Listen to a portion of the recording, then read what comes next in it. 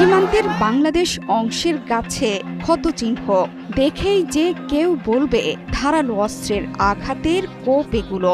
শনিবার চাঁপাই নবাবগঞ্জের শিবগঞ্জের চৌকা সীমান্তে ভারতীয়রা ধারালো অস্ত্র নিয়ে বাংলাদেশ অংশে প্রবেশ করে বেশ কিছু গাছ কেটে ফেলে। এসব তারই চিহ্ন। আমাদের রক্ত থাকতে আমরা ছাড়বো না, কখনো ছাড়বো না ইনশাআল্লাহ। ভারতের বিএসএফ নিজের হাতে ইট পাটকেল গ্যাস বাংলাদেশের উপর নিরপেক্ষ করে। তবে এই ঘটনার প্রতিরোধ গড়ে তোলে বাংলাদেশি নাগরিকরা। এ সময় বিজিবি এবং বিএসএফ এর মধ্যে বাক বিতণ্ডা হয়। ওরা কিন্তু টিএসএল বম গুলি কিন্তু বিজিবিতে সবকিছু চালাচ্ছে, বিএসএফ ইটকুল টিএসএল সবই চালাচ্ছে। আমাদের বিজিবির একজনের আঙুল ফেটে গেছে।